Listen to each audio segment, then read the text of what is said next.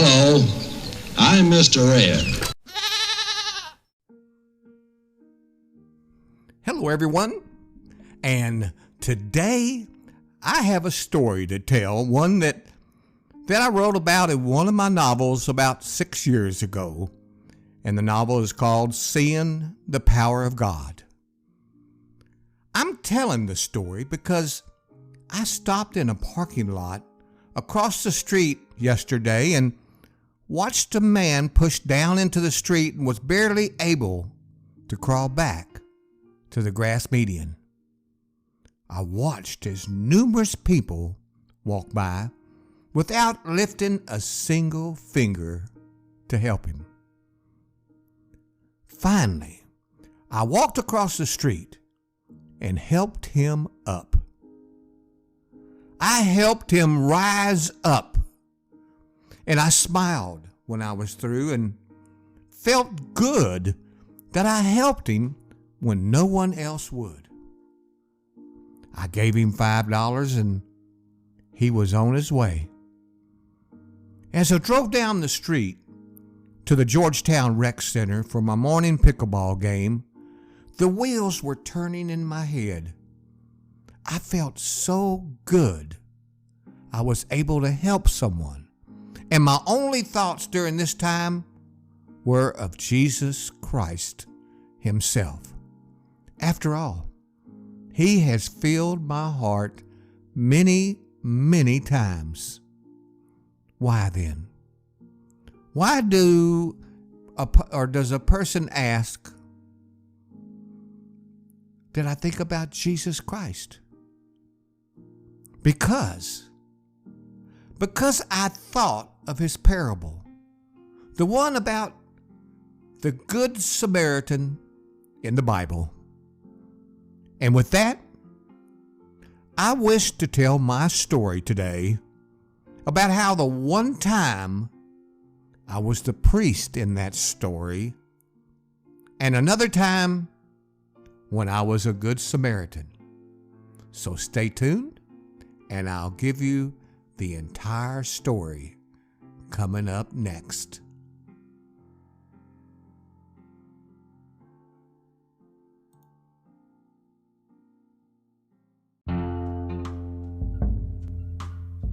Hello, everyone, and thank you for joining me today as I tell my story of the Good Samaritan.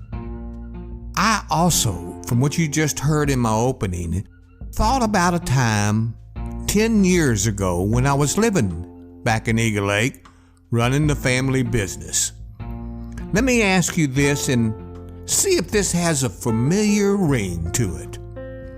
I was driving down the road between Eagle Lake and a small little, postage stamp in the road called Altair, Texas, when I saw someone slowly, and I do mean ever so slowly, driving down the shoulder of the road. When I got closer, I saw that their left rear tire was flat, and the driver had both hands on the wheel and had to be 85 or 90 years of age. I almost hit my brakes when I thought it was Thelma Thomas, my neighbor from Eagle Lake. It wasn't, and the woman was obviously attempting to make it to the next exit to stop. Maybe, just maybe, get some help there in changing her tire. When I passed her, I thought to myself, why then?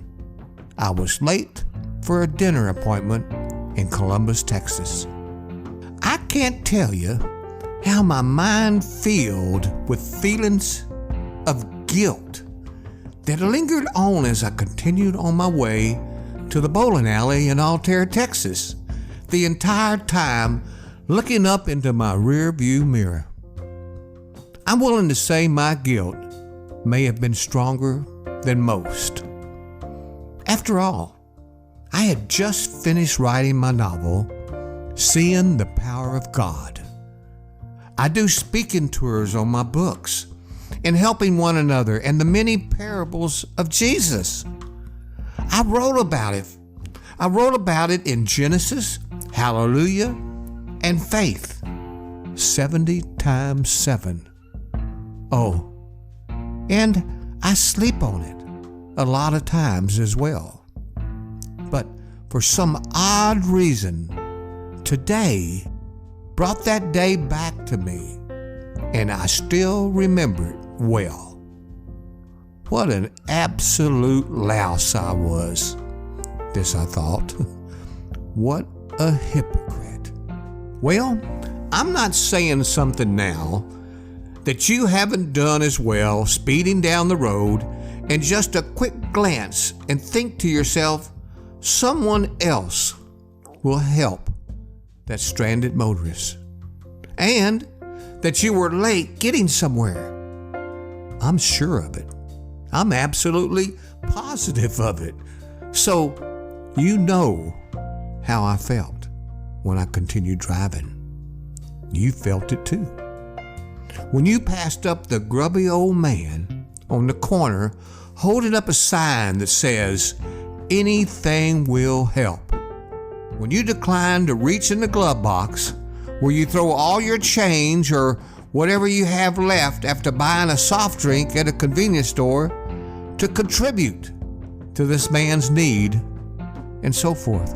Now, the $64 or $65 million question in my podcast today is, why don't we stop what we're doing to help others when they're right there in front of our eyes needing help? For those of us who claim serving others is valued and admires, why don't we just do it more frequently? What's up with our just driving on down the road? Jesus spoke of the Good Samaritan over 2,000 years ago. It's in the Bible. You can find it on Luke 10, and there's about 12 verses, 25 through 37. Talks all about the Good Samaritan. Now, a lot of times when I'm writing my podcast, I always have to go and kind of break down the verses and put it in more easy to understand terms, so to speak. I enjoy doing that. But at some point in this story, when we find ourselves in the midst of another refusal to act and doing what we can to help another in need, the image of the Good Samaritan comes to the surface of our thoughts. Remembering Jesus' story about the two religious leaders who passed by the robbery victim and the Good Samaritan who did, in fact, act, is enough to make our stomach roll and our conscience to yell out loud.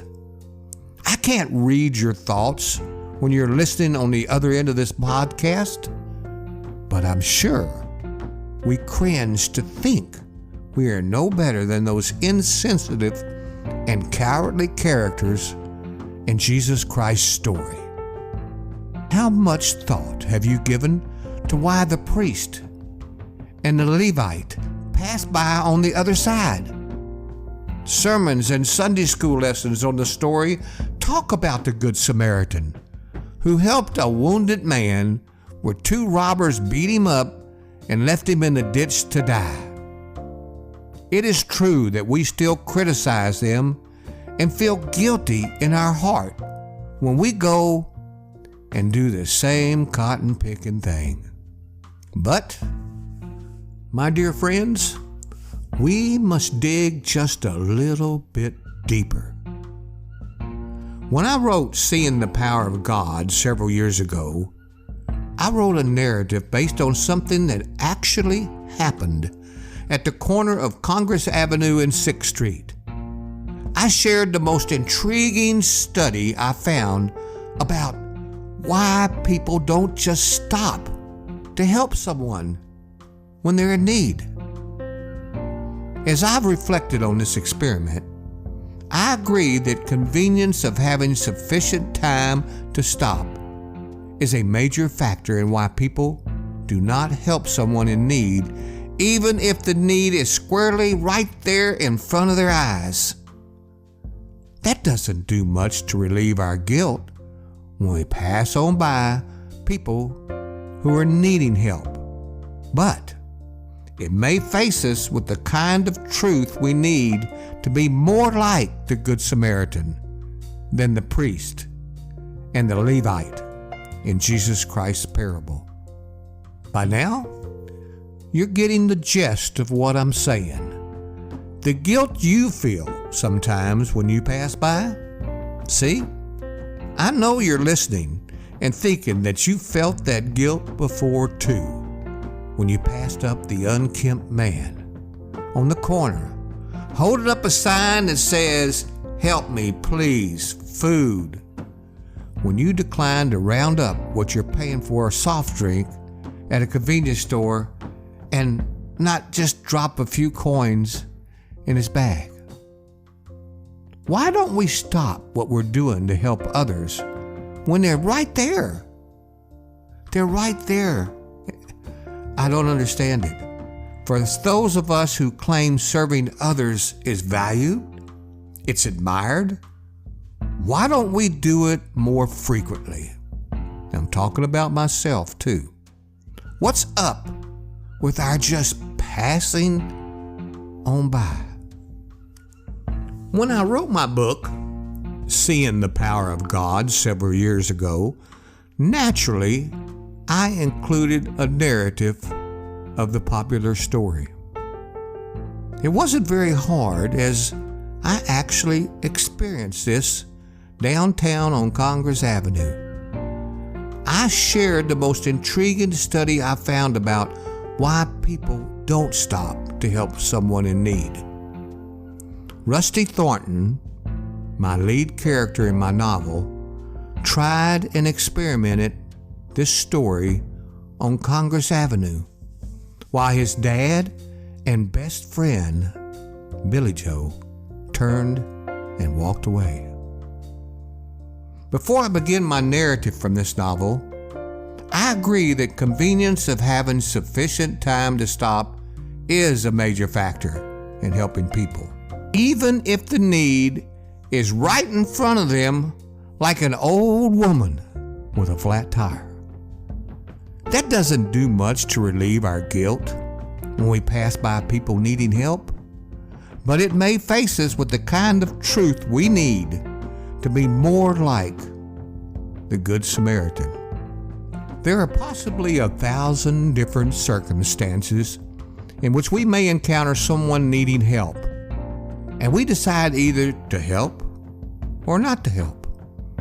The one question I have is, there are 2 Christians who believe in the Bible in my novel. You also have one man, the lead character, Rusty Thornton, who had just turned 21, who doesn't believe in the Bible. The 2 men, as far as my story is concerned, walk on by and offer no help. The one man who doesn't believe in the Bible stops and is actually in my story the Good Samaritan. His heart is kind in every way possible, and he shows it throughout this book and in the exciting conclusion of the novel. But his father desperately wants him to be a Christian. He is not, and he doesn't believe in the Bible. Is Rusty Thornton a Christian? Of course, you'd have to read the novel to the very end to find out. When it comes to deciding whether to stop to help someone in need, it matters what questions that we ask. What will happen to me if I stop? What is the person going to do with my help? Is what I do really help, such as dropping off $1 or helping feed someone destructive habit?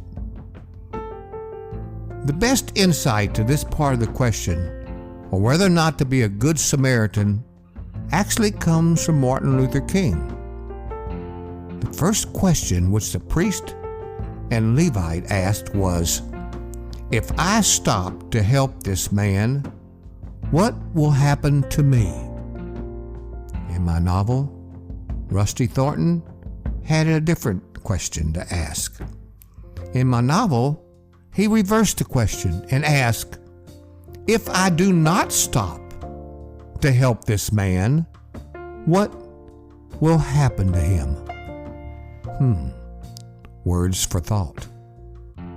I didn't ask that question when I passed by the elderly woman with a flat tire, but I felt sufficiently guilty that I said a short prayer asking God to please forgive me, and if He would give me just another chance, I would not pass by someone in need again.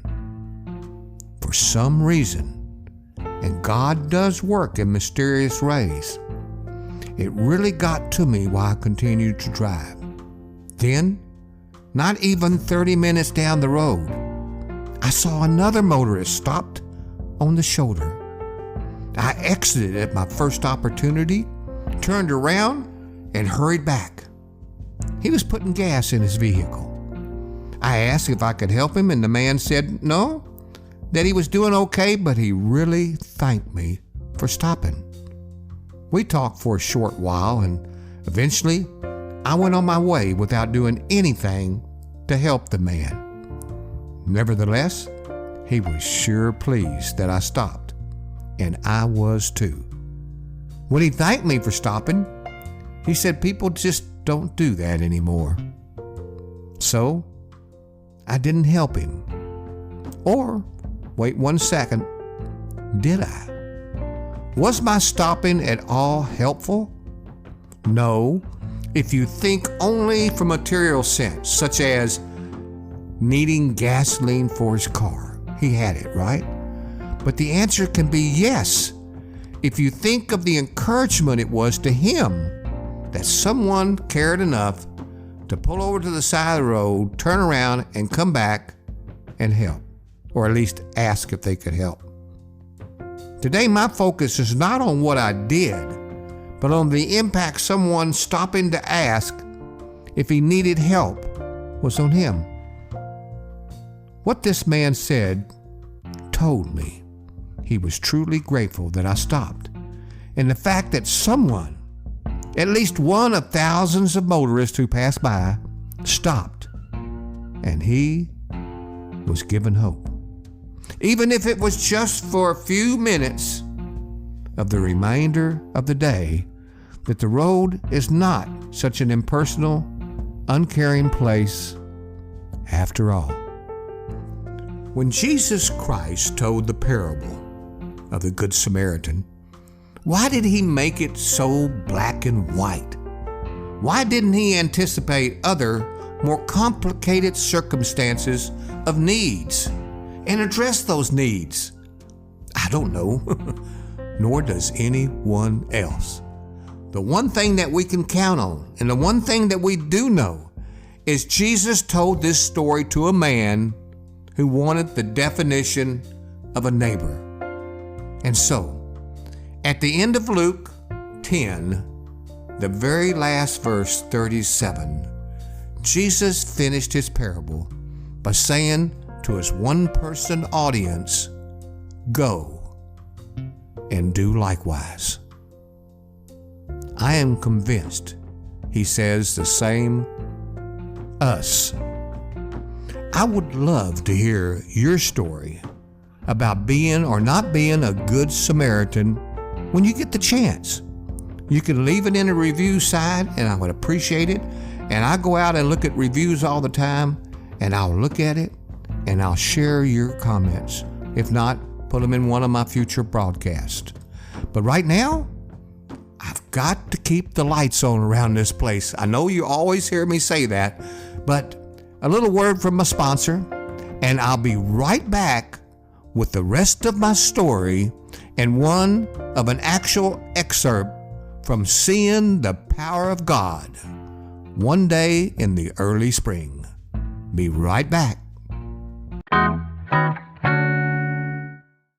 Have you heard about Anchor.fm by Spotify? It's the easiest way to make a podcast with everything you need all in one place. Yep, Anchor has the tools that will allow you to record and edit your podcast right from your phone or your computer. And best of all, Anchor is totally free. Download the Anchor app or go to anchor.fm to get started. Well, we're back. I want to thank everybody for sticking with me. And now, an actual excerpt from that day on Congress Avenue is coming right now. One day in early spring, Rusty, Billy Joe, and Daniel were walking down Congress Avenue. There were people everywhere doing business in the many office buildings lining the thoroughfare. Cars and trucks both, along with buses too, sped down the avenue, making it challenging to cross the street. Billy Joe and Daniel both passed by the Paramount Theater and stopped their walk after noticing that Rusty stayed on the street corner and was looking down at an elderly woman strumming an acoustic guitar propped up against a street lamp pole. The cold that had seemed mild at first during their walk now numbed their faces and extremities. The residual heat they absorbed while in a restaurant earlier was all gone. The woman's face looked like a piece of stained and withered parchment paper. Her white hair was a mess and hung down in front of her face. She was so old beyond a natural lifespan. She was obviously paying the price. In front of her was a soiled and wrinkled baseball cap turned upside down on the sidewalk.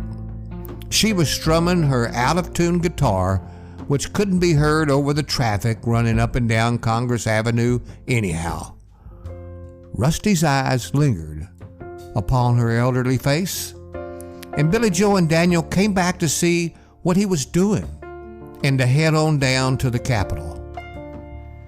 "Father, what is this woman doing here?" He couldn't stop himself from pondering. "Playing her guitar, son." "I know that, Father." He gently punched his father on the shoulder. "Why does she put her money in that ball cap and pull it out for someone to steal from her?" "She's begging for her living," Daniel answered. "This is the real world. This is the one I moved here so you could discover for yourself, son. That woman and others like her are dishonest. They're too lazy to get a job, and they sit on this cold corner not taking a bath for days and try to excite your sympathy. Many of these people are wealthy. Some make as much as $100 a day sitting on the street corner. Are you sure, Father, she doesn't need the money that she's working for?" "No, son. I can't tell for sure. How can I?" "Then why do you say she begs for a living?" A saddened look crossed Rusty's face. You and Billy Joe just keep on going, Dad. I'm going to stay right here and watch this woman. Don't wait up for me. I know my way home." "Why are you going to stay here, son? It's cold and damp. You'll catch yourself a terrible cold." "I can't leave, Father. I must see for myself if you're right about this woman. I will be just fine." Billy Joe interjected in the conversation. "Rusty, how can you find out? If you go up and ask her, she'll simply tell you that she is sick and she's broke. As your father says, people can fool you and play upon your emotions. I'm not going to talk to her. Billy Joe, I want to stand right here and watch if other people just walk right by without helping her, as we just did ourselves." Rusty's father was becoming somewhat irritated with the conversation. He reached in his billfold and gave his son a $1 bill. "Go, son. Go and give that woman this $1. His face was flushed with crimson. Then, "Can we just keep going? It's getting cold out here." "Thank you, Dad, but I will give it to her in a while. I must satisfy myself about her, however. I need to know if they make all this money from the public like you say they do." "Well, I'm gonna head home. Come on, Billy Joe." "Thanks, Mr. Thornton, but I think I'll stay here with Rusty. I'm a bit curious myself." For 4 hours, out in the cold and damp weather, Billy Joe and Rusty stood on the street corner watching the woman. Hundreds upon hundreds of people continued to walk by, not one single one dropping a coin in her ball cap. Rusty finally left Billy Joe's side and walked over and gave the woman a brief smile and dropped the $1 bill in her cap. He then stepped back and leaned against the wall again beside his friend. "That woman needs help. You stood with me for 4 hours and everyone, you saw it, walked right past her, thinking the same way my father thought. I am sure even wealthy people and all those walking by who could afford to give something didn't do it. We really need to go home, Rusty." "It's getting late," Billy Joe said. "I also feel sorry for her too." "Very well, but let me talk with the woman before we go." He walked over and Billy Joe followed him. And Rusty said, "How are you today? Your guitar playing has been wonderful." He reached in the ball cap and held up his dollar. "I just gave this to you.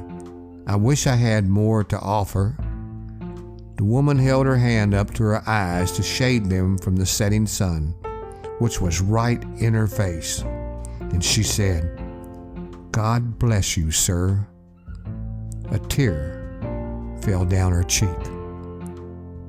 It's been a long time since someone gave me an entire dollar bill. I appreciate it very much. It is the cold out here and getting colder as the sun goes down.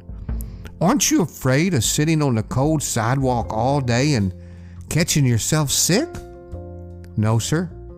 I got here this morning and the place I'm sitting in is warm and toasty. I've warmed it up quite nice.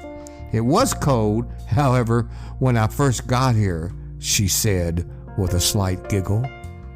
Why don't you get up and stretch your legs? We've been here for several hours and you haven't gotten up one time. The woman reached into the ball cap and put the dollar bill in the pocket on her coat. She then, without answering Rusty's question, pushed her feet out from beneath her soiled and ragged skirt. Billy Joe and Rusty jumped back a step. They were in awe at what they saw and couldn't find any words to react. The old woman's legs were malformed and twisted, and no longer than a foot or two. She, as quickly as she put them out, pulled them back underneath her. How is it you get from your home to the street corner? A young man who goes to work each day puts me in a wheelbarrow and pushes me down here before going to work. When he gets off work, he returns and picks me back up and takes me home. You can't move at all, can you? Rusty asked with a saddened look on his face. The woman laid her guitar to her side. She then gave Rusty a brief smile and said, Yes, I can move. She put the palms of her hands down on the sidewalk and began swinging back and forth with her body and went in a circle around the two men. Yep, I can move just fine, sir. Will you tell me where you live? I would like to come and see you. She looked up at him, finding his caring and question very rare. She wasn't sure quite how to answer, and after a moment of looking into Rusty's eyes, she said, 1402 Walnut Street. Rusty and Billy Joe walked for blocks without saying anything to each other. It was no doubt the woman's condition was on their minds. Rusty broke the silence between them and, "Billy Joe, I am so happy we moved from the country and came to Austin. I have not had any trouble with my afflictions since I've been here." "Indeed, I have noticed that too, Rusty. There's so much work that needs to be done in this city. I'm happy to say I have a mission now to do."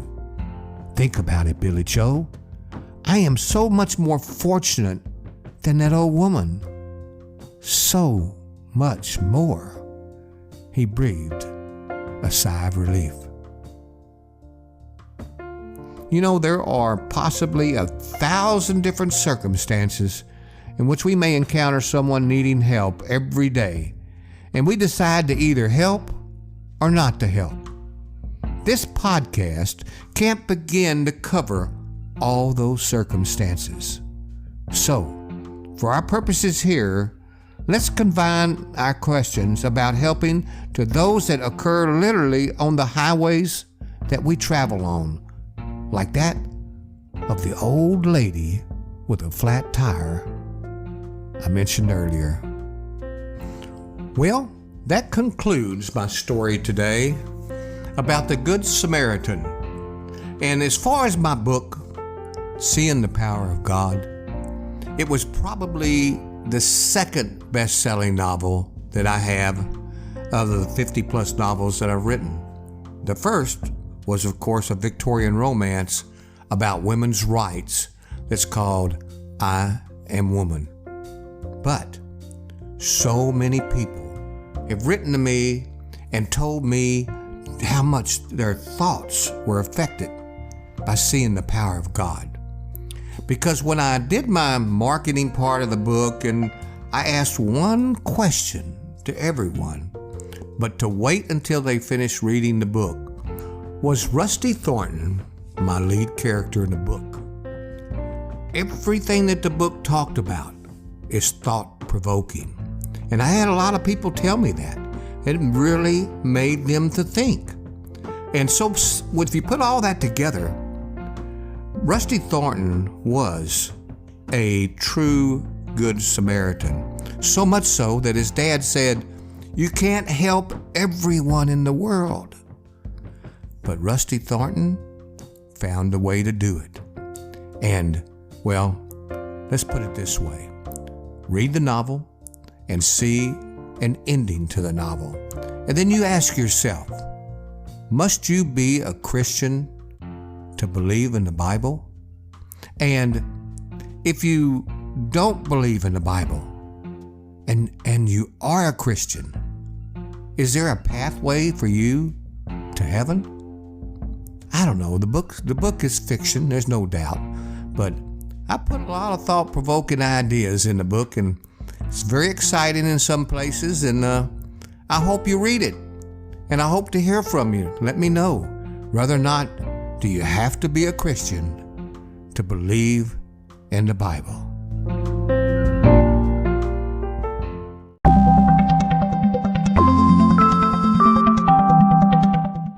Well, that does it for another episode on the Sidney St. James Show. I want to thank everyone for listening and everyone for dropping by today. Also, I'd like to ask you, if you haven't already done so, be sure to click the follow button. Leave a short review with maybe, kind words, and tell your friends about the Sidney St. James Show, and share the show with anyone that you think might like the show. The more, the merrier, and maybe by the end of this year, our goal is to have 100,000 listeners for the Sidney St. James Show, and I want you part of that listening group. Until the next great episode from the Sidney St. James Show, again, thank you very much from me, Sidney St. James.